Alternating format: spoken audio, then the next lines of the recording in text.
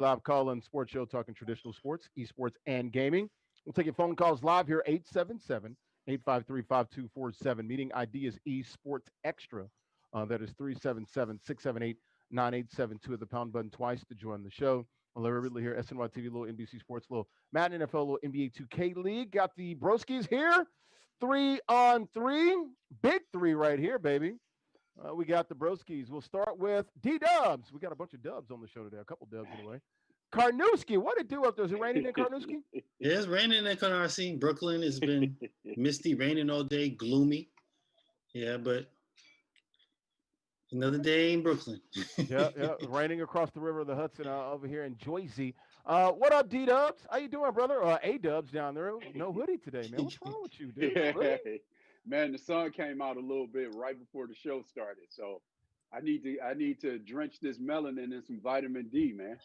Get out of here. The melanin. Yeah. Well, hey, Willie, you look alive today, man. Hold on, LL, man. I got in line a few times with that, man. I told you that before, man. When the melanin was given out, I got in line 3 or 4 times. Well, if you got in line 3 or 4 times, I got in line like 4 or 5 times. Nobody got in line about 4 or 5 times. A lot of times. We all got the melanin popping, if you can see. Good stuff, guys. Great show today, guys. We're talking, of course, L.A., the new city of champs. Since 2000, what are they? I think they're like 1 or 2 behind Boston for a championship, something like that. I think you guys have 11, something like that. And Boston's got 12. Yeah, they're about to catch. Hey, y'all just added 2. We had y'all by like 3, but I guess you guys just got 2. So, yeah, I mean, LA doing some good stuff. We'll get into that. Danny Green and the Lakers, what he talked about as far as how the Lakers will approach or how they should approach the 2020-21 season coming up here very soon. DK versus the Cheetah. It's been the talk of the NFL. We got into DK Metcalf's tackle the other day. Now I want to find out who you guys think would win a race, a 100-yard dash race. That is the key, not a 40, 100-yard dash. We'll get into that. Trevor Lawrence kind of left the door just slightly ajar, a little open, just a little bit, to possibly returning to Clemson. Also putting the pressure on the Jets, like, get y'all shit together, basically. Excuse my French, but we're on Twitch. Get your stuff together, or I ain't coming to Austin's college or whatever. Bethune-Cookman, a casualty in collegiate athletics. We'll talk about that. Also, United Ultimate Fighting Challenge, or right? Ultimate Fighting Championship, right? I don't really talk UFC a lot. Ultimate Fighting Championship, UFC. We'll get into the octagon. I want to get you guys' thoughts on the GOAT, the greatest of all time. There's been some debate about that. Khabib, John Jones and all those guys, GSP. We'll get you guys' thoughts. Definitely want to hear from you, A. Willie, on that. All right, let's start at the top here. We'll take your phone calls live, 877-853-5247. The meeting ID is esportsXTRA. That is 377-678-9872. Hit the pound button twice to join the show. We'll take your phone calls live. Call in. We'll start at the top, guys. Get out of here in an hour.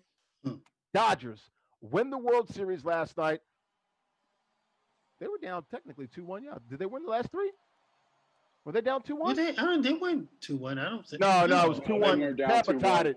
Tampa tied it. They won the last 2. They won the last 2. That's right. LA should have won it in 5. They screwing around, throwing the ball away. They did in game 3. In game 4, they did. You're right about that. They did.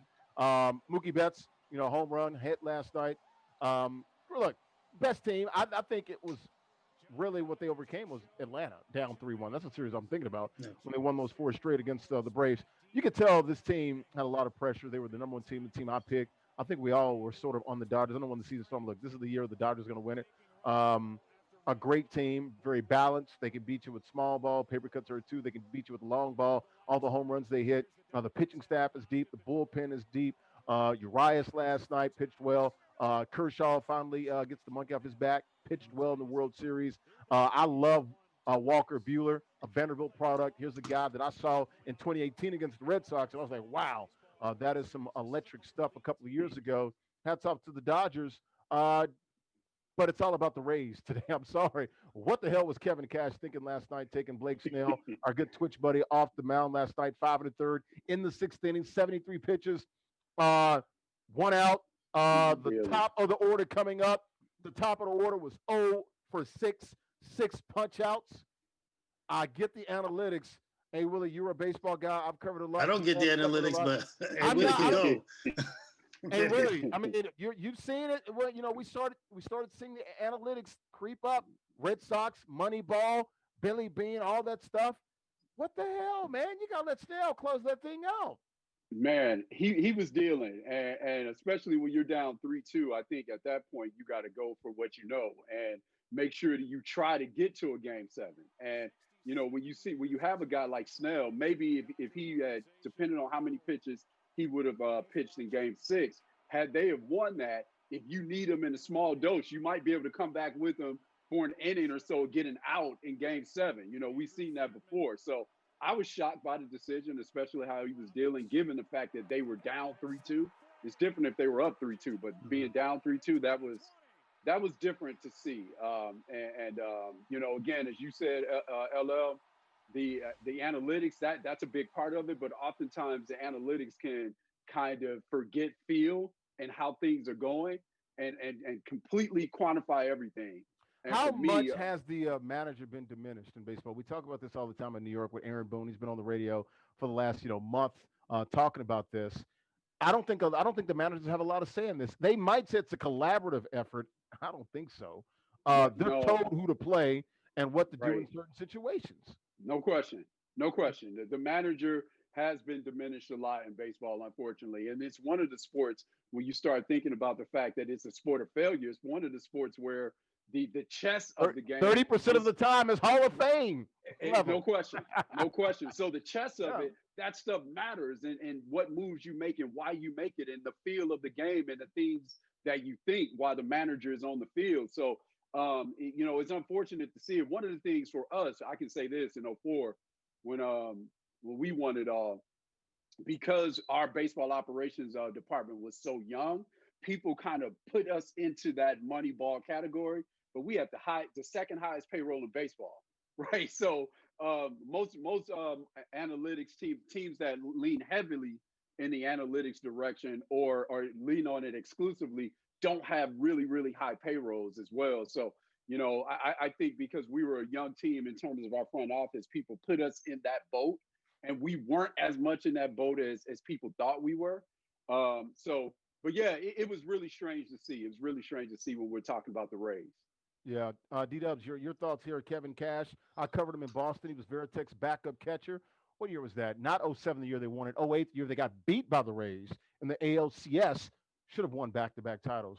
Boston should have had 5 in a span of about 8 or 9 years. Don't push it.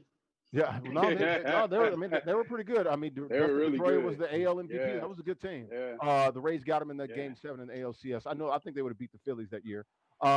Your thoughts here on Kevin Cash and just going with the gut. He said, look, he admitted last night, it's all about Monday morning quarterback. If it works, it's great. He said, no, it wasn't a good move because of the end result. I'm a little confused. You guys are here talking about how the manager's being diminished. Who's telling the manager what moves to make? I don't understand that. The analytics department, the GM, the collaborative, the nerds. So the GM that's sitting in the press box is calling downstairs, telling the manager to take him out. I don't understand. They have meetings before the game, before in the clubhouse. They scripted. They talk about That's numbers. Exactly right. They shade the outfielders. You see the guys with numbers and. You see the outfielders putting out their sheets or whatever. They tell them how to pitch, and they even call the games half the time. This ain't Joe Torre's manager. What is this? You got to know your pitcher. This is baseball today, dude. You gonna tell Joe Torre to take Andy Pettit out when he struck out 9? That's the problem that we're having. Come on. Exactly. You're being facetious, but that's the issue. You gonna tell Tommy Lasorda to take the Bulldog out? Come on! You gotta be kidding me. The guy struck out 9 in 5 innings. He's top of the order coming up, and they were 0 for 6 with 6 strikeouts. What numbers did they have in the office that told him that was the move to make? I don't understand. I wonder if the analytics said he'll go 5 1/3, 73 pitches. He has to come out. He's not even stressing with 73 pitches. Yeah. I will push back a little bit. I think, if I'm not mistaken, correct me if I'm wrong here, Willie. I think Blake Snell he only got out of the 6th inning. I think he never got out of the 6th inning all year. Maybe once. I think he got to the 6th inning, but he never got out of the 6th inning. D-Dubs, you know this and I know this. It's maddening. We're not, maybe A. Willie, I'm not the biggest baseball guy. I'm way more proficient in college football and the NFL, but working in some big markets, I've learned to live with baseball. But it's maddening to me. It really is. I'm just not into it. I get it. A lot of the times those numbers are right. You see a lot of guys positioned in the outfield, the shift and things of that nature. I get some of that, but also understand I'm an eye test guy, but I'm old school. We're old school. We're dinosaurs right now. We are relics. A Willie and D Dubs. We can last in baseball. Yeah, it's definitely has changed, but that's gotten really worse. There was a time I remember your starter could go 9, he could go 8. Now he's got to go 6. You got to bring in the mid relief. You Two got to times through the order, third yeah, time, I gotta go.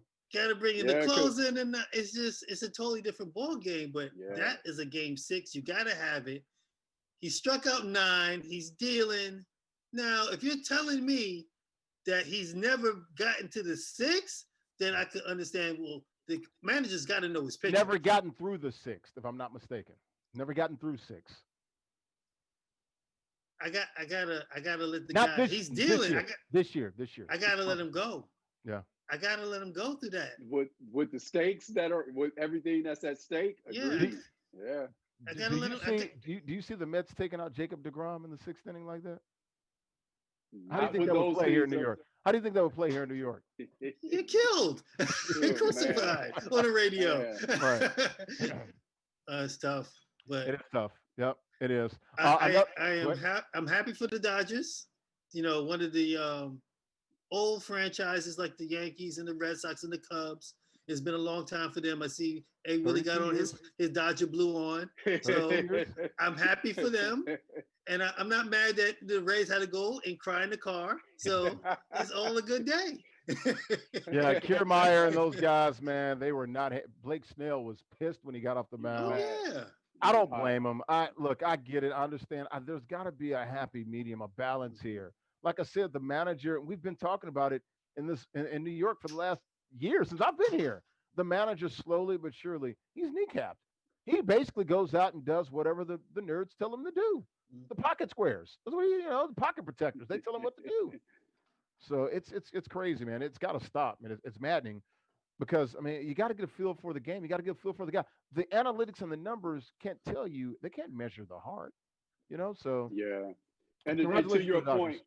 And to your point, Ella, we've made this point before, but especially when you are in one of these, marquee markets that D referred to, because when you play in one of those marquee markets, there's pressure that comes with that. New York, and Boston, analytics, St. Louis, yeah. Chicago. And analytics, it does not account for that pressure and the type of person that's needed to perform in that market at a high level.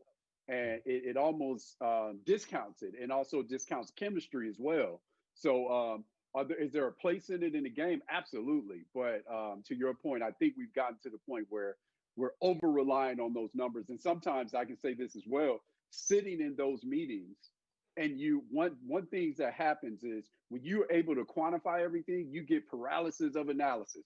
You can't make a decision because the numbers can tell you one thing on this side and then tell you something completely different, 180 degree opposite on the other side. So you can't make a decision because you have too much information. I've seen that happen as well. So information overload. Yeah, you got to be careful with the numbers for sure. Yeah. Next year, Dodgers are favored to repeat. Like I said, first World Series since 1988, 32 years for the Los Angeles Dodgers. Will be interesting to see how they attack 2021. A lot of people think, a big market team, and they are, but they never lead the majors in payroll. They still can add some payroll. They got Mookie Betts to the big deal, but Clayton Kershaw's making his big money, but they got some young guys coming up they're going to have to pay. And maybe that's the reason why they've never gone into the luxury tax and spent like sailors. And you've seen the New York Yankees sort of take a step back. I want to see our New York Mets. Stevie Cohen, taking over. Let's go, man. Just slap everybody with some straight cash, homie.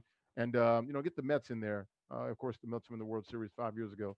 I'd like to see those guys get back because, it's good for business. When the Mets in the World Series for SNY.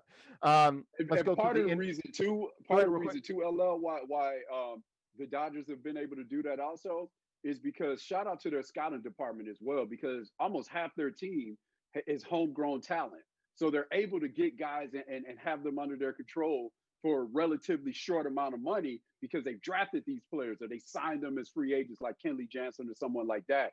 And when I say a free agent, I mean an undrafted free agent, a person that they signed and developed. Right. So they've been able to do develop that a lot as of those well. guys, Bueller, Right, Seager, all those guys. Yeah. yeah. So they've been able to do Got that. Justin Turner from the Mets. Right. And so, you know, you look at that, they're different than Houston because Houston was so bad for so long. So they had a bunch of number one picks in the draft on the team. And granted, they hit on a lot of those. So you got to give them credit for that. But the Dodgers, because they've been relevant and they've been somewhat good for a while, it wasn't like they were picking at the top of the draft, but they've been able to get, you know, pretty good bargains for in terms of value for their picks, and they've developed them as well. So that's one of the things I would say they deserve a shout out for They're going to be around for a long time. You can see the Dodgers and the Braves, and here come the Padres. Who would have thought? The freaking fathers. The Pods are on the way. Those are three good teams in the National League. I still believe the Mets' time is coming too. Maybe they'll be fourth or fifth in there. The Phillies will still be pretty good. I don't know about the Nationals. We'll see about those guys. Hell, Miami's coming. They're in the playoffs. Chicago still has some talent. But right now, class of the NL, got to be the Dodgers and the Braves and the Padres. All right, guys, let's move it to the NBA. Danny Green, we talked a little bit about yesterday about the schedule, the 2021 schedule starting. They're looking at December 22nd, a couple of days or a few days before Christmas, 72-game schedule. Danny Green was on a podcast. I believe it was The Ringer. He was talking about this a couple of days ago that the Lakers, they're veterans, i.e. LeBron, Dwight Howard, year 16. Some of these guys have been around. LeBron going to be 30, 36. Did he turn 36? 36. 36. December 30th, right? It's end of the year. He's end of the year, baby. They might sit out the first month, and I'm like, it might be 2 months. Hell, 2 months would be a normal off season. We'll see you guys in January. No, actually February. If you look at it like that, they get 4 full months. Your thoughts on this? Could this really happen? You think the Lakers would just pretty much punt on the first month without LeBron James without LeBron James? I guess maybe they could sort of weather the storm early on, maybe be around 500. Home court is not important to those guys. Soft NBA. I can't get with this. You know, yeah, Michael Jordan, old, he out there. He don't miss a game. You guys got to get rest now.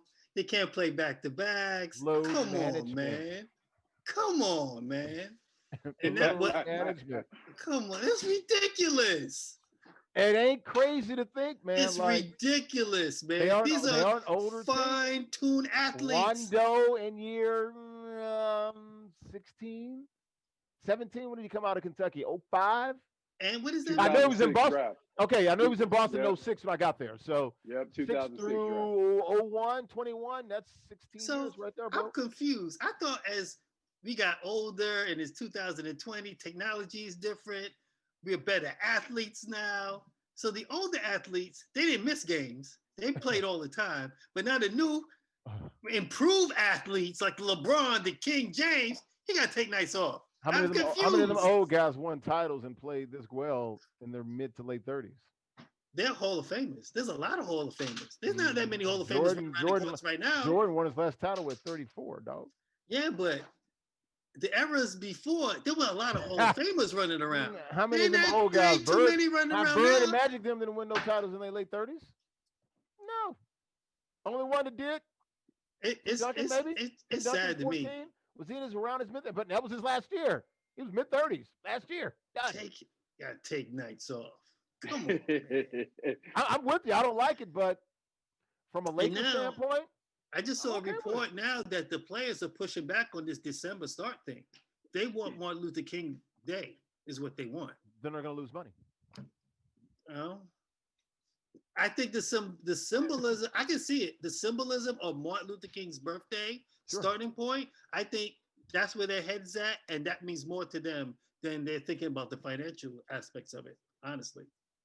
Sure. And then talking about the Lakers, them possibly repeated, as I was looking at this today, they got 10 free agents. A lot.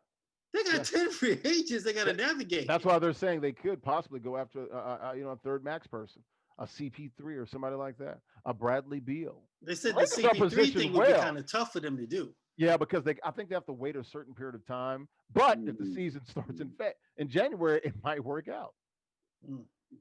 Well, hey, Willie, your thoughts? Go ahead. No, go ahead, Willie. Hey, Willie, your thoughts on your Lakers, man? What do you think? Do you like the December 22nd start? would it benefit the Lakers if they sit out some guys? Well, for one of the things with LeBron, when we start talking about load management, he's actually one of the guys that doesn't do it. He plays. So when you start looking at guys taking time off and things of that nature, LeBron plays for the most part. And one of the things that the Lakers really benefited from throughout the regular season this past year, even before we had the suspension of play and then the bubble, was the fact that throughout the season, while other teams in the West, particularly the Clippers, were trying to load manage and gear up for the playoffs, the Lakers, for the most part, were playing their guys, trying to establish some chemistry and win games and chasing that number one seed, and it played in their favor. So if the Lakers were able, if they, with 10 free agents, if they came with an almost completely new team, I would expect them to try and take advantage of some of those guys and some of those games to make sure that they establish some sort of chemistry. So I think the Lakers need to be careful of that if they were to sit out the first month or month and a half of the season. And then the second thing is, you don't want to get to the point where you are so behind in the Western Conference. But can't they use the season to sort of work out those kinks? Look, they just proved. Well, I mean, it was a different special circumstance, but I don't know if home court means that much to them. Well, that's what I'm saying. That all depends on who they add to the equation. Because, and the reason why I say that, because as good as LeBron and Anthony Davis are, this isn't Kobe and Shaq, where we can finish second or third in the Western Conference, and it doesn't even matter. We can finish fourth in the Western Conference and then play everybody on their home court and beat you in Game 7. So not only do we know that, the rest of the league knows that. This isn't Kobe and Shaq, and the rest of the league doesn't feel like that with about LeBron and AD, and they're a formidable duo, but that's not Kobe and Shaq. So for me, I wouldn't necessarily want to see the Lakers take the first month or month and a half off because So you want them back on the court literally 60 days after winning a title? Well, it depends on who they bring in, LL. Because if you look at, if the Lakers stand pat and the other teams improve, and then the Lakers are going to take the first month and a half off, right? And they're like fourth in the Western Conference, right? I don't think, it depends on who else they bring. If it's just them two, they need to be stronger in order to say, you know what, we can punt on this, and it doesn't matter where we're seated at, we're going to win it. I don't think the Lakers as a team are that strong because, again, this isn't Kobe and Shaq. That is true, but the way that the league is, they're not as dynamic, as formidable as Shaq and Kobe. I don't think anybody is, especially in the last 20 years. They're pretty close. They're in the same hemisphere, at least. Of course, they're in the same neighborhood. Derwin, I'm not saying they are. They're on the same block. They're on the same block. Look, they ain't Kobe and Shaq. They ain't. Nobody's Shaq. That's what I'm saying. That's different. But I mean, that's a damn good duo. I wouldn't sacrifice. I'd sacrifice the season for health. When you got a 36-year-old and you want to try to get another 2 or 3 years out of them at a high level. There's two other things to play. You know, you could change the whole dynamics of that team by who you lose in free agency or who you bring in. That's what I'm saying. And it's 10 free agents, man. Some of those guys were crucial, made some crucial shots. Well, they definitely want a point guard. They want a point guard for sure. They can shoot. And then and the Clippers, everybody wants that, but okay. And then you got the X factor in Golden State. That's what I'm saying. You know, well, everybody's an X factor. Denver's going to be. Let Denver get another player. You know, the Clippers are going to be hungry. No, but Golden State, without doing something, without doing anything, they're sitting there. They're licking their chops. They haven't been doing anything. But they still got a championship pedigree. They're good, but they ain't scary like 2018. They still got a championship pedigree. They got pedigree, but nobody's afraid of them. Nobody's afraid of Golden Sate. They're good. I'm with you. They're going to be a really good team. Right now. They don't have that 7-foot dude that's here in Brooklyn. They got him. No, okay, but Antonio, right now. Well, where would you put Golden State? That is a step back. Where would you put Golden State right now? Behind the Lakers. You would put them behind the Lakers? Yes. And the other thing to remember too with Golden State, also too, to your point, D. The other thing to remember with Golden State is they have the number 2 pick in the draft, and what they're going to do with that. Yep. The Western Conference is just no joke, and it's not. Of course, it's no joke, and of course, you know, I wouldn't want to see LeBron go out there and get hurt and things of that nature. I wouldn't want that, but it would be tough in the Western Conference to punt on the first month and a half of the season. That's my point. And depending on who else they add, because if I'm looking at their team now as presently constituted group and punt on the first month and a half of the season, I wouldn't be comfortable with that. Sure. But it depends on who they add. So you're saying LeBron, AD, Dwight Howard, Rondo, Danny Green's been in the league and he's in his mid-teens. Get out there. Let's go. 59-day rest. Go. Have fun. No, well, what I'm saying is I'm I saying don't hell want to them, the no. No. We'll take some time. No, but what I'm saying though is they can't just not show up for the first month and a half of the season, just not be there. No, make up an excuse. So they're not going to show up. You still think they can get a 1, 2, or 3 seed by sitting out, Larry? I don't know if they need a 1 or 2.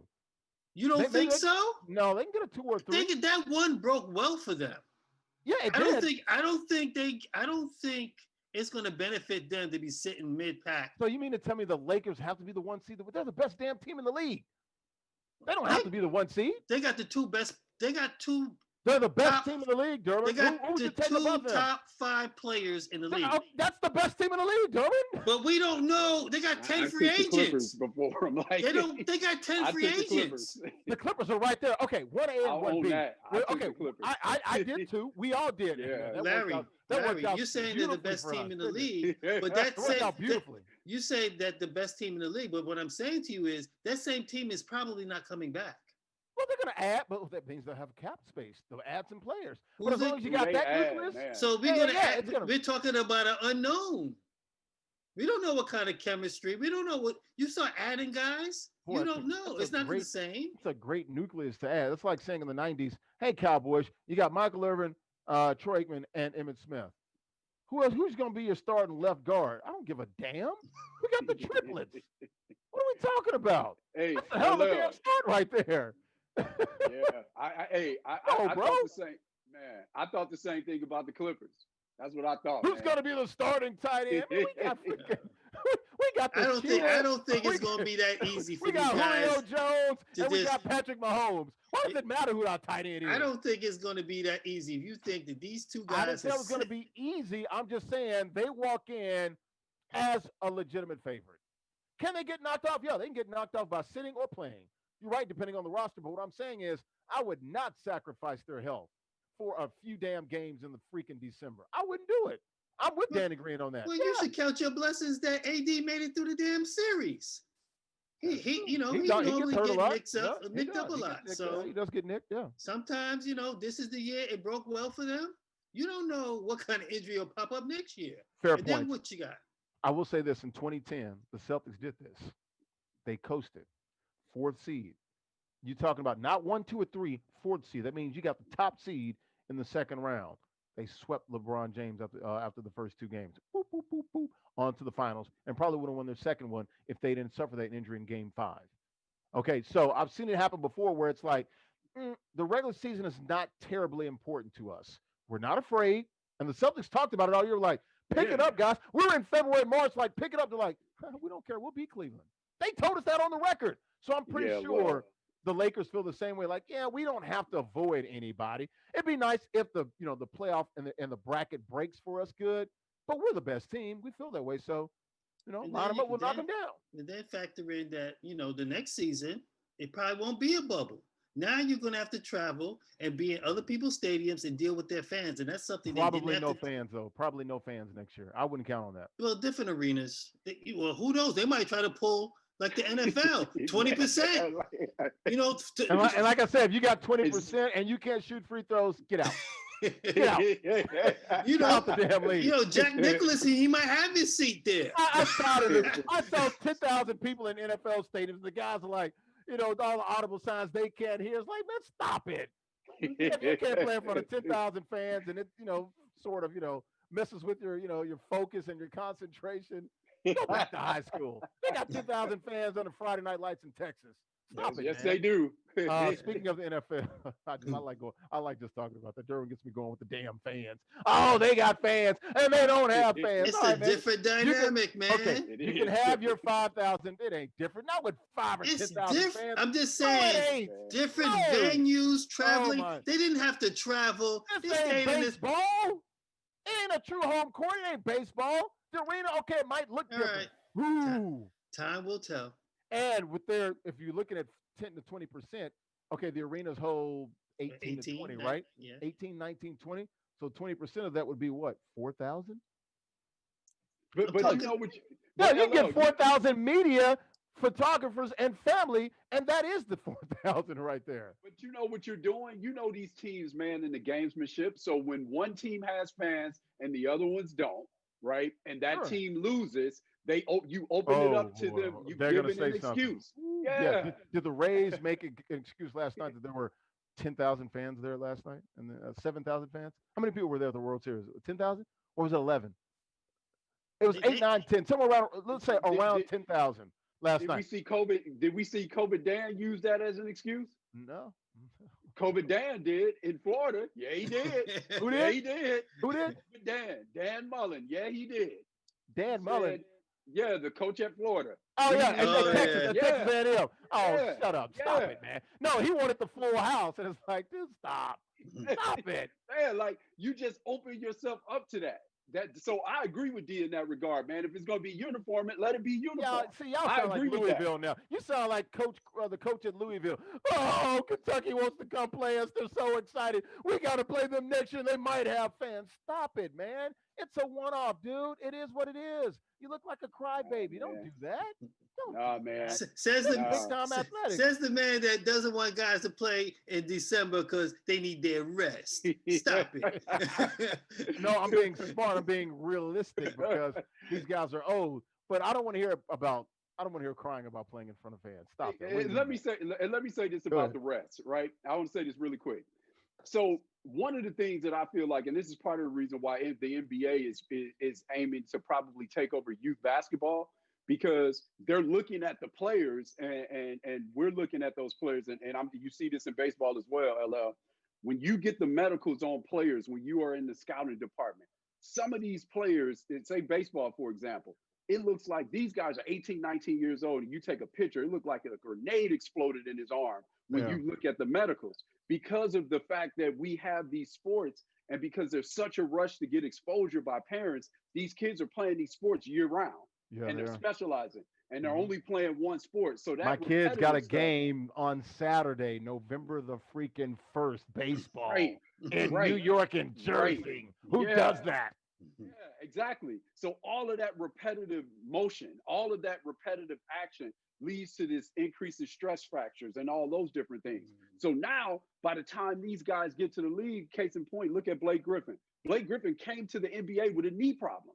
Zion Williamson came to the NBA with a knee problem. And part of the reason, not the whole reason, but part of the reason is these dudes play basketball year round. So the NBA has to address that. And so that's part of it because you're seeing it bubble up. I think you're helping my point right here. They need to rest What's and that? relaxation, rest and recuperate. That's what No, you're saying. I'm saying that when D was saying, why do these guys need to rest? I'm just saying this That's is what I'm why saying. people. So now do you're it. on my side. Pick a side, Antonio. You've had No, both no. sides now. No, you No, can't do that. I'm- Which one, I'm- Antonio? Do the Lakers start December? Do they rest their players or not? Yes or no? You ain't doing this, hey Willie. For me, for the Lakers, I'm telling you, they cannot punt on the first half of the season or the first. Get out of They here. can't do it, man. Well, then They don't make the cannot argument do for it. me. Just stay on Derwin's side. I don't need your help. No, I'm saying all No, I'm saying I don't is want your why help. these dudes. I'm just saying why teams do it. That's why I'm saying. I don't need your help. Well, you I needed thought me we to were point tight, out. Willie. You needed me to point out the youth basketball model, man. I thought we were tight, hey Willie. We ain't tight no more, man. At least for the next 30 minutes, we're not. DK versus Cheetah, 100-yard dash, guys. Of course, we saw DK Metcalf hawk down Buda Baker Sunday night in the desert, in the Big Toaster, Arizona at University of Phoenix Stadium out there. Of course, Myles Garrett was one of the players that NFL just look. I want to see it. 100-yard dash. DK versus Tyreek Hill. Who wins? 100-yard dash not 40. 100-yard dash. Who hits the tape first? DK. DK. And really, who you got? That's a tough one. That's a very tough one. But for me, I would have to take DK because, like we talked about yesterday, with some of that, that's that Usain Bolt quality, man. That, Usain Bolt. yeah, like first thing I thought, I was that, like, I've seen this movie before. Yes. And all those guys that are smaller than him that get off to a faster start are all mad by the time they get to that 60-yard mark. They're all upset. Right? All of them are tight. Looking back, like objects are closer than they appear. He said that yesterday, by the way. That's what it was like. He's like, it's like a car mirror. He's like, objects are closer than they appear. Yeah. So I would have to take him again with that stride and what he's able to do at top speed when he gets there. I would. Cheetah would have to get a great start on him, but man, I would have. It'd be hard for me to go against DK. Derwin, this is your guy. Derwin. How do you feel? I'm going with my guy. And you know what? Cheetah was on TV last night. He was on Twitch. He was playing Derwin James. And I was watching it, and they asked him about that. Oh, break the news, Derwin. So he kind of dismissed it. He's like, man, I win that. And then if you followed the tweets, he put the yawning emoji when Miles Garrett had he was like, we got to see this. So he, Cheetah put the yawning emoji, and then DK put the two eyes, like, okay. So then the Olympic track and field trial, we showed that. Yes. They were like any NFL players that want to come out next year and test their medal. Didn't Chad Johnson do something like this in the summer, like in Florida? Didn't they have it last year or 2 years ago? Because I remember my boy Kevin Byard was part of it. They were looking for the fastest man. Remember, y'all know what I'm talking about, right? They did it in Miami. Chad Johnson. They actually, was it a live broadcast? Did they stream it or something? I don't remember that. Yeah, you know what I'm talking about, Coach K. Remember? It was Chad Johnson, those guys. They were looking for like the fastest player. Remember, it was like I think it was like 30 or 40 guys. I think Kevin Byard was part of a lot of guys, and Kevin Byard's a fast guy. Went to my school, alma mater, Middle Tennessee. He's a 4.40 guy, 4 safety, pretty fast. It was something like it was the last year before last. Yeah. I don't know if like they streamed it on social media or something like that. You know what? Something. I'm gonna find it. I'm gonna find it. Go ahead. I think this is gonna happen. Man, season because after the Olympic trial people have made that post, DK was like, "I'll see you there." So and people are clamoring for it because for what he did that Sunday, that's a feat that if you saw it, $1 million match race. It was last year. Yeah, you're not going to $1 million 40-yard dash challenge. Current NFL players. I think at some point the Cheetah's going to have to answer the bell. It's got to happen. Who wasn't it? We need to get. Huh? What players were in it? Tyreek Hill. Who else? Let's see. It was You guys got to talk. I'm looking. we need to get in the promoter game, D. Pay-per-view Saturday, June 29th. Yep. Yeah, they can do it for charity. It'd be a great, Alvin Kamara, Ted Ginn, Yep. Marquise Goodwin, Dominic Rodgers-Cromartie. Robbie Anderson was in it. Who else was in the run? That's some good guys out there running. Yeah. And it's Robbie Anderson. The promoter game. Yeah. Was McCall Hardman? No, he wasn't in the league. Yeah, he was still a young guy. Chiefs could have like 2 or 3 guys in there. That's man. Like take 2 or 3 guys. How about dude from Cincinnati? Oh, Ross. John Ross. Yeah, he can fly. Yeah. John Ross can fly. Yeah, I don't see it. I'm looking at some of the players, $1 million. But yeah, people want to see it. So that'll be the other thing, right? So if those two went at it, then other people be like, "Nah, I'm faster than him. Nah, I'm faster than him." So we need to get in the promoter game. So see, I don't know if people, even some of the people watching or listening, can remember. I'm old enough to remember, Battle of Networks. Was the Battle of Network Stars? Yeah. We used to have the 40-yard dash. Yeah. Dow Green and them used to race. Yeah. It was bragging rights for a whole year. It sure was. Yeah. I guess nowadays they probably won't do it in fear of getting hurt. It was all good until that one player got injured playing flag football on the beach. I forgot what Robert. Marquise Goodwin won it. Marquise Goodwin won it. Oh, okay. Okay. 40 yards to Robert go. Edwards changed his career, Kev, for the Patriots. Yeah, that's the guy Yeah, that got that injured. completely. Yeah, that changed his career, man. He Mm. was rookie of the year, Pro Bowl. That changed his career, man. Damn, Yeah. damn. Yeah, That's why I don't Robert have no Edwards. more. That's why I have no more, man. Yeah. Have a So, matter version. Yeah, yeah, the former Olympic but, long jumper Marquise Goodwin, he won it. but no, Oh, but there to you your go. point, D. To your point, man. I remember, as a kid, nobody could beat Darryl Green. I Yeah. remember that. Darryl Mm-hmm. Green was like Darryl fastest Green dude. hogged down a lot about it. He called Tony Man, Dorsett a couple times. Yeah. yeah, no, Yeah. yeah. Yeah, And that's saying something. That's a dude that's got a 99-yard touchdown run. exactly. Monday Did That's he night. lose saying his shoe something. on that Vikings. run too? Was that the one he lost his shoe?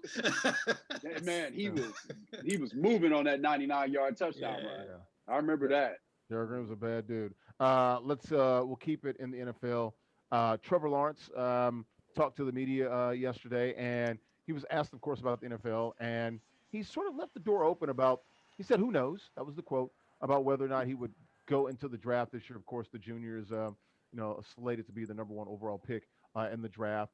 He just, he was kind of vague about it. There was some talk that he is a little concerned. I know Tim Tebow talked about it. He said one thing that I would tell him is you better talk to the Jets and figure out what they want to do. We don't know if he can pull a play like a John Elway, what he did with the Colts back in Eli. the early '80s. Eli, of course, in '04 with the Chargers and the Giants. Your thoughts on Trevor Lawrence? You think he'll come out? I still believe he's going to come out. Look, there's Yeah. nothing you've got to gain when you're the number one overall pick by going back to college. I don't give a damn. I know Peyton Manning did it. I don't know if Peyton was going to be the true number one overall pick, the lock. Definitely was going to be a top 5, top 10 pick his junior year. But Trevor Lawrence is the consensus number one pick. I guess Peyton Manning would have been the last guy that had a shot at being number one pick and still went back. I think that was Andrew Luck. Andrew Luck. Yeah, that's a good point. Well, didn't Jeff George do something like that too? He was trying to go in the supplemental. Yeah, but then He was it trying was to like, do that. yeah, it was like late yeah. '80s, right? Late '80s, early '90s. Yep. So, your thoughts? You think Trevor Lawrence? You think he's coming out? And what sort of pressure can he put on the Jets? Well, Larry, you might want to check the chat. But What chat? Oh, our chat. Yeah, check out chat. But I was kind of looking at this today. If I'm Trevor Lawrence, I think he's still got to come out. He might not want to go to the Jets. I don't know if he'll pull an Eli. If I'm him, the way the Jets organization is, I wouldn't want no parts of the Jets, to be honest with you. I think he go there, his career gonna die. The Jets are auditioning for Trevor Lawrence right now. Yeah, it's sad. The franchise is auditioning for the employer, the player. But when you look at now the Jets are 0-7 right now, right? Mm-hmm. There are a bunch of teams that 1-6. Giants are 1-6. They're gonna win a game. The Falcons. The Jets will win a game this year. They will. Yeah, the Falcons. The Falcons gonna need somebody to take over for Matt Ryan, and to bring him back home if they were to get the number one pick. Trevor Lawrence back to the crib. Yeah, Jaguars. Houston's not going to take a quarterback. Minnesota's 1-5. We don't know what Minnesota, because I think the Jets are going to win some more. I think Jets are going to win the game. Yeah, I do too. I'm with you on that. I think they got Miami twice, and Tua is quarterback right now. Mm-hmm. They got Miami twice. I think the Jets are going to win the game. No, they might beat New England the way they're playing. And you don't know if Stidham's a quarterback by the time they get to New England. So I think they play New England next week or something like that. Next week or two, I do know that. It might work in Lawrence's favor. It might, right now it doesn't look too good. The Jets are sitting there, but unless the Jets just decide to tank it and put their kicker at quarterback, he might not have to worry about the Jets. But if I was him, I would be scared of the Jets. New England only has 2 wins. Maybe they lose both games to the Jets, and they're tied with the Jets for the worst record. New England, and then Bill Belichick, the hoodie, the evil empire, gets Trevor Lawrence with the number 1 pick. People actually out there believe that stuff. Actually, by the way, Dallas is at 2-5. I don't know. What were you saying? Go ahead, A. Willie. Your thoughts, real quickly. Derwin, what were you saying about the chat? I'm looking at the chat. I see Beantown Gibbs talking about Trevor Lawrence running the risk of getting hurt. Yeah, Beantown Gibbs. I don't know. That's one of my buddies. So he's from Boston. What did he say before that? Is this the only? What's the one that I was talking that's about? the chat. I don't know exactly what he wrote in the chat, but okay. Yeah, but I don't know. I would be scared if I'm him. You don't want to go to the Jets. Nah. You Well, don't want that. You don't want to go there. it ain't up to you, dog. Tell that to Eli. Well, okay, we've cited a couple of examples. Elway. 2 in the last 30 plus years, 2 in almost last 40 years, 38 years. I mean, 37 years. Listen, Eli, and I didn't like when Eli did it. You know, Eli said, "I'm not going to play for." Was it San Diego? Yep. San Diego. I'm not playing for San Diego. Chargers. Yep. I didn't think anything was wrong with San Diego. San Diego at the time. They're now in Los Angeles with the Chargers. You know, and they worked out a trade somehow. So yeah, Philip Rivers, Philly Rib. I mean, the Jets technically still have their quarterback. You know. Well, that's another thing. Sam Darnold is on the clock too. He's on. Yeah, you know they got a quarterback. He's only been there 3 years. This is the 3rd year. Hey, Willie, your thoughts on Trevor Lawrence? Does he come out? And what sort of reservations would you have with the New York Jets? I think he still comes out. I would certainly have some reservations because you start looking at the history of this franchise, and it's not just recent history. It's recent history. It's not so recent history. You start looking, and you really have. It is tough when you're a professional. It is really tough when everybody is good. It is really tough to overcome dysfunctional things from a front office standpoint. It is really tough to overcome that, especially when you play a sport with there are 11 guys on the field. This is different than basketball. GM, head coach, quarterback. You need 3 out of those 4 if you're going to have a chance to be good. Everybody that wins, they got at least 3 out of the 4. Right. This is different than basketball because there are less players on the floor. One guy can come in. He can dominate. Sometimes overcome some dysfunctional stuff. And so when you are a quarterback, that's something that you got to be cognizant of when you enter into the draft, especially if you're a guy like him that has the resume that he has. It's not unheard of to see a guy do this.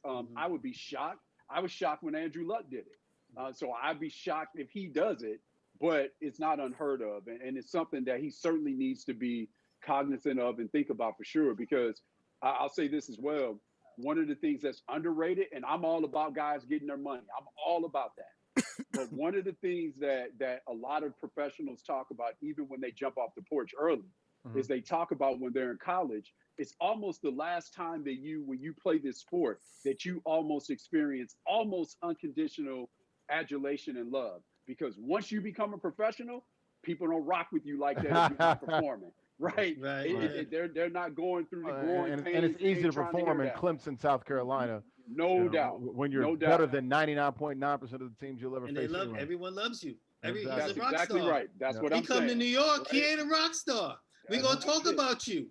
Monday morning, we talking about you. Exactly right. And guys talk about that. And that's one of the things that you hear guys that are, being in the locker room, being around professionals, that's one of the things that they talk about a lot. When young guys are coming and say we're having workouts, and then there are young guys coming in and they're going through workouts, they'll tell them, hey, man, when you get to the league, it's different.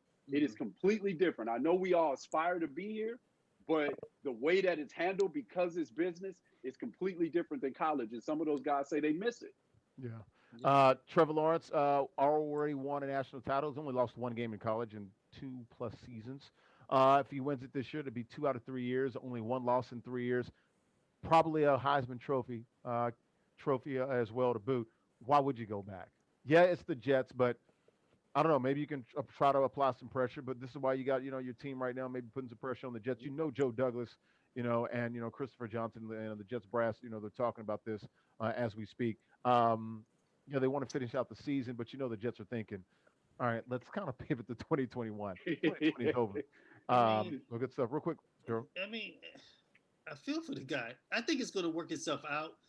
Most teams picking number 1 are bad, but you're right. The Jets, when they're this bad, it's below. It's below. Well, the Lions were 0-16, though. What? Didn't they have at least a couple of receiver? Was Megatron on that team? I mean, the Jets. Our guy was the quarterback, right? At ESPN, was it Dan Orlovsky? Was the quarterback there? Yeah. But the Jets have nothing. They've given away their best players. They don't have anything in that cupboard. So they got a good left tackle. Who? Mekhi Becton, a really good left tackle coming up. Dude. I'm trying, man. Dude, man. I think Marcus All May the is a good player. accolades that this guy has achieved in college is not going to mean nothing if he goes to the Jets and he has nobody to throw to, no one to protect him, and they got Frank Gore's probably still going to be there at the tailback position. I didn't say that. He can't resurrect that. No, they got Quentin Williams. They got Quentin Williams, who I think can play. They got 3 players on their team. 3. It's not bad. It's more than none. Man. They got to get rid of Gase. They got to get rid of Gase. That's the problem. It's the head coach. All right, let's keep it moving. Go back to college football. Bethune-Cookman, it came down yesterday, canceling the 2020-21 season. All sports, winter sports. I mean, fall, winter, and spring sports. So no football, no men's basketball, no women's basketball, none of that. COVID cases spiking in the Orlando, Daytona area, even on campus a little bit. I also think money has something to do with this, but in a different way. They're not getting any money, so they're not missing anything. And we talked about this all the time when we were talking about COVID over the last few months, A. Willie and D-Dubs. It's like, all right, do I want to make some money? Do I want to keep up with the Joneses? Because we saw the Big Ten, Pac-12 do this when they saw the ACC and the SEC down south. They play football, so they have to keep up the Pac-12. Bethune-Cookman, they're leaving the MEAC. They're going to the SWAC. They're like, do we care about playing 6 games? We can't play a classic. We can't play in the Orlando Stadium. We can't play in Mercedes-Benz Stadium. We can't go to Indianapolis. We can't go to Nashville. Well, what the hell are we doing? Yeah, no classes. Oh, yeah, no and there's a money. pandemic. And there's a pandemic. That's an Yeah. easy one. It was an easy decision. I think it was the right decision for the student athletes, but it was made even more easy with the economic side of it. Hey, Will, your thoughts? BCU. No question. Especially when you start thinking about, they were missing a game this year where they were going to go, down the road and play or close to home FAMU. and play UCF Every year. Yeah, Yep, so UCF, FAMU too. So they were going to play UCF, and that game without playing UCF, that's 425 G's that they weren't going to get. And then for that game when they play FAMU, the government the Florida Classic, in the Citrus Bowl. Yeah. So apparently that game generates something like $28 million for the region. Yeah. So the fact that they weren't going to get that, that revenue is big. And then the other thing that really stood out to me when you start looking at this, and they made reference to this, the price of testing and how much it costs to do the routine testing to make sure that you're in compliance with the NCAA, making sure you can play. They were saying that missing all of the money that they're missing, that they would have a hard time paying for all those tests. So with that being said, when you take all of those things in, and then as you said, LL, they're not making any money. They're like, you know what? Good. Good. I understand it. Yeah, Derwin, your thoughts? I mean, it's sad to see, fine university, fine institution, fine HBCU, Bethune-Cookman University. It makes perfect sense. I mean, this is tough. Like I saw some schedules come out today, some of these schools, and the SoCon, the Southland, and the Southern Conference, and things of that nature. These they will always be 1AA schools to me, but FCS Football Championship Series schools. It's tough, man. They're only playing like 6 games. Like, what do you get out of that? Yeah, well, I always feel bad for the kids. I feel bad for the seniors. The band too. Forgot about that. We showed a couple of pictures of the band. No question. No doubt. They might have thought, some of these seniors thought this was their last ride to play a couple of games, go out their senior year. And now it's like, nope, nothing. You're not going to play at all. Not even in, the spring, nothing. So I feel bad for those kids, but can't forget about the ladies too. Softball, women's basketball, volleyball. Yeah, they don't get to play. So, one, you got to be safe with the pandemic. I understand it. But once, these schools, they don't make a lot of money. When they are not able to generate anything, it's like your cost, dollars don't make sense sometimes. So they don't make dollars. It don't make sense. That's right. That's what DJ Quick said. That's the point. They ain't making no dollars. Like I said, hey, Will, that was a good point. About $500,000 to go literally down the road, 40 minutes to Orlando twice. Once at UCF, that's $500,000. They probably make about $500,000 playing in that classic. That's $1 million. $1 million to a school like BCU. That's their entire athletic damn budget. Yeah. So why is it that the Gators and Florida State can play? Hey, totally different budgets, dog. The other schools paying everybody. $1 million to come play. Okay. Right. Come on now, dog. But Thune can't play FAMU. Okay, what's the difference? But that generates money for everybody. Okay, what's the difference between living in Bed-Stuy and freaking the Hamptons? You know what the damn difference is. I'm saying though, they could have made that happen. It generates money for everyone. What are they gonna make happen, Derwin? What are they gonna do? Play what the are they gonna do? Play what game? Where? In Orlando, the Citrus Bowl. Well, FAMU's they're in the MEAC actually. I don't know if they would see, but I don't know if they could have had it at a neutral site. That's where they typically play it. Neutral site. FAMU's are they leaving the MEAC too? Yeah, I think they are. Everybody's leaving the MEAC. If I'm not mistaken, well, there you go. They're both leaving the MEAC. Are they going to the SWAC? Yeah, they are. Either that or are they going to the Big South? Where Hampton is. Hampton's in the South, yeah. So Hampton's in the Big South. I think they're going to the Big South. So Bethune-Cookman has already made this, known that they're canceling everything. Then when's the next shoe going to drop? What's FAMU doing? Well, we're about to. Because it just takes one guy. No, FAMU.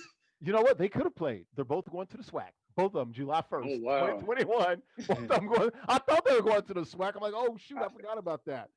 Oh, man. Yeah, because the SWAC has 10 member institutions. Now they're going to go up to 12 in July. Oh, the SWAC's going to be nice. Yeah. Oh, the SWAC's going to be real nice. Yeah. Jackson State, FAMU, Grambling, Texas Southern, Alcorn, ooh, Valley, Alabama State, Alabama A&M, ooh, damn, that's good. That is black excellence right there. We'll see what happens with the rest of the teams in the MEAC. Maybe they could have played. You're right, Durham. They still could have played though. They're going to the same conference. Like, y'all get your money, man. Have a nice little party. Yeah. After the game, put the SWAC logo or something. Wear your mask. Good stuff. Lastly, UFC debate. Want to get your thoughts? They were having this debate. A lot of people, Daniel Cormier was saying, he trained with Khabib. He said he's the greatest of all time. Look, 29-0. Only 4 title defenses, though. Of course he's going to say that. Of course, that's his boy. John Jones, 29-1, and one was. It was he really didn't lose. He got for striking with the elbow, so it was almost like a DQ. Yes. He would have won that. So, how many title defenses he got? 14. So that's like 3 times as many, 3.5 as many, 3.5 times as many, almost 4 times as many title defenses. You got a GSP out there, George St. Pierre. Rush. Who is the greatest of all time in the UFC? I'm going John Jones. Well, the boss still in there, but I'm going John Jones. Well, the boss has said there is no debate, right, A. Willie? There's no debate. Who is it? Who is it, A. Willie? Who Dana said it is? Yeah. Oh, he's a Trump supporter. It don't matter. He said Jones. Dana says John Jones. Yeah. Okay, well, Dana's right. Good job, Dana. It's Jones. He said there is no debate. Okay, I didn't read that. Thank you. He said everything that guy has gone through while he's, winning all the winning he was doing and dealing with his legal stuff and all the stuff he was doing off the field, off the octagon. Outside the octagon. Outside the octagon. There's no doubt. He was like, "Is no dispute. That guy is the greatest of all time." Undisputed. Oh, Undisputed. Like Mike Tyson. That's what the man said. Yeah. Okay. All right. So who you got? That's what Dana's got. Who you got? I say this when I think when I think UFC, that's who I think is the greatest of all time. Fair enough. That's just me. Fair enough. And of course, Cormier is going to say somebody else because he don't like. Right. He don't like Bones. Right. Well, why is he hating on Bones, man? Don't do that. Y'all two brothers. Don't do that. Rivalry and because of how personal the rivalry was. Mm-hmm. Did they fight? Those two guys. What? Did they fight? Yeah. How many times? Well, Cormier is way bigger than Jones. Jones is a light heavyweight, right? But DC was fighting at light heavy. DC was fighting at light heavy. Yeah. And so that's why for me, Bones is the best of all time, because when he cleaned out the light heavyweight division and ruled the light heavyweight division for as long as he did, the light heavyweight division was the baddest division in the UFC, right? And it may have been, at the time when he cleaned it out, it may have been the baddest division in the UFC, in the history of the UFC, in terms of if you rank the divisions and who were in them at the time. And so when you look at his dominance, and this was a guy that fought everybody. He fought everybody and he took them on and he was dominant in doing so. So for me, this dude is when you start looking at the things that he does from a technical standpoint as well. And you know, shout out to their family, man. And we're showing video of Khabib and Gaethje. But let me ask you this, A. Willie. Khabib only lost 2 damn rounds. 2 rounds, period.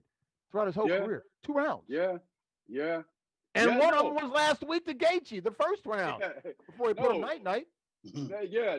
Incredible fighter, man. But for me, it's Bones. Because, again, because the other thing that I like about Bones Jones as well is since we are in this space, we like to see people do things that you know what? I can't do that. We like the superhero nature of our guys. And this dude is a superhero when you start looking at the things he can do from an athletic standpoint. Man, that dude is amazing. And most guys... Hell of a family. Both of his brothers played in the NFL. Yeah, their family's incredible. So Chandler Jones, guys, Art Jones. Yep. Yeah, and most guys that are that athletic, they're not that technical. This dude doesn't have bad habits when he doesn't take unnecessary chances. He's not showboating. This dude is just an amazing, technically sound fighter, man. And for me, he's the best of all time. Well said. I agree. I thought we were all going to disagree. I thought we were going to have a little disagreement here. I was waiting on Derwin to say something crazy. Chuck Liddell is the greatest of all time. Brock Lesnar is the greatest. Well, 5 months ago, Rampage was my guy. 5 months ago, the UFC president. This is a quote. There's no debate. John Jones is the GOAT. John Jones is the greatest to ever do it. There's no debate about it. If you look at what the guy has accomplished and what he has doing while accomplish these things, it's not like the guy was being good to himself in training hardcore. He was just going through so much and he was still able to, It's like Lawrence Taylor, cocaine, and he's out there. Hey, yeah. 20 sacks. Going out here like a bunch of crazed dogs. Yeah. What about Kimbo Slice? I know. Mute his mic. I know. Oh man. Yeah, that dude, man. And then, also too, this is an era. Rest in peace, Kimbo Slice, right? Kimbo, that's why. Kimbo Slice. Yeah. Real talk. Yeah. Miami guy. I worked in Miami. He was a legend down there, man. Legend. Yeah. No question. No doubt. I'm a fight guy, so I watch all that backyard stuff too. Well, that's why I put this in here strictly for you. I was looking for one more topic, and I said, you know what, A. Willie would like this. So since we talk about UFC, who's the greatest female of all time? Because I like watching the ladies fight too. Yeah, I mean, I guess you got to go with your girl Amanda, man. Shoot, right now. Who? Oh, yeah, Amanda. Nunes, yeah. Amanda, yeah. I don't think that's. Who else is gonna be? Yeah, you can't say old girl. What's your girl? What's her name? Ronda. Yeah, it can't be Rousey. Yeah. Well, she paved the way for a lot of people. She did. She had the biggest. She was star power. Yeah, she had star power, box office. But no, I can't take anything away Carano from before her. Yeah. But and the way she beat Ronda made it like, okay, this ain't a debate. Well, she exposed her because Ronda couldn't box. Exactly. Holly did that. Well, Holly was the first one to put her night. She had no kind of defense. She's like, Holly did that first. Yeah, she can't strike. And it's funny that you say that, D, because what it's reminiscent of is how the game changed for the men as well. Because when I was first watching it, all you had to do is really be strong in one discipline, and you can win it, right? But then the game started to change, and you had to be strong in multiple disciplines to be a champion, and that's what happened to Ronda. Well, and it fluctuates. Remember, the grapplers have their time, now, the strikers have their time. But that's what I mean, right? Yeah. Like you could be strong in one discipline and you could win it. But now you literally have to be a mixed martial artist to be a champion now. Sure. Literally. Right. Okay. Good stuff. Fair enough. Compete Forever on Black News Channel this weekend as we get out of here in the next 60 seconds. Black News Channel this weekend, Saturday and Sunday, 11 a.m. Eastern and 6 p.m. Eastern. You can get Black News Channel. You can see it on Comcast, Xfinity, Dish Network, Charter, Spectrum cable systems, also ATT Uverse and DirecTV as well. That's where I watch it on DirecTV channel 342, nationally, nationwide. The Madden NFL Foxwoods Championship. It's the January championship from this past January before the pandemic hit. Up in Foxwoods, the the largest resort casino in North America, the wonder of it all. Derwin Worrell was working the sidelines there. There he is. And we saw one of the best Regs players in the country, Vilma, win his last title number 12 there. Had some some moments he had to earn it. But you guys can watch that this weekend, Saturday and Sunday, 11 a.m. Eastern and 6 p.m. Eastern, both days, only on Black News Channel. Catch Derwin Worrell. Derwin, I hate his name. I hate his name. Derwin Worrell. Gordon Gartrell. D-Dubs, Derwin Worrell doing his thing on the sidelines and badgering the players is comical at times. So, yeah. Get him, D. You know it's true. I want to get back to Foxwoods. Let's go. I reached out to they reached out to him the other day. I told you the guys that we work with, they've been furloughed, but they said let's talk. So we'll see. But we're going to Rivers Casino in December, so it looks good. They're working on it right now. So we'll see. Any last thoughts, guys, before we get out of here? What's the game tomorrow? Tomorrow night. Football game tomorrow. Thursday night. Panthers, right? Panthers. Yeah, Panthers and Falcons. Not Okay. Panthers and Falcons. Yeah. Yeah. Yeah. That still should be. It's better than Browns and Bengals, right? Yeah, it should be an interesting football weekend. As you know, we're gonna see what how Cam can bounce back this weekend. Man, my kids have a game Sunday. They moved it to Sunday at 3 p.m. And I was like, really, on an NFL Sunday? So they tried to move it to Saturday because I was bitching, and they know what I do. Then all the other parents were like, my kids have Halloween. The game's at 11 a.m. What the hell y'all doing at 11 a.m.? Why are you going trick-or-treating at 11 a.m.? And one guy was like, especially we have our grand open for our new business. So they said Sunday. I'm like, you about to go like you do Bishop on there, right? no FCC fines. Yes, I got the juice, crazy juice. I thought I had the juice. I did not have the juice because they were trying to change it. I was like, all right, too bad. They said it on Sunday. So I'm like, get out of here. Hey, man. I was like, look, my kids will be there. Control But the mini, man. I said, my kids will be there, but my mind will be on the NFL. That's what I said. So give them the phone, bro. Yeah. Good stuff, guys. Any last thoughts? Let's get out of here. Nobody got anything? No. We need Coach to throw them up. That's it. Hey, Willie. Renee. Hayes. Thanks for watching Esports Extra, the only live call-in sports show talking traditional sports, esports, and gaming. We'll see you tomorrow, right back here Thursday, 7 p.m. Eastern. Have a good night. We'll see you tomorrow. Thanks.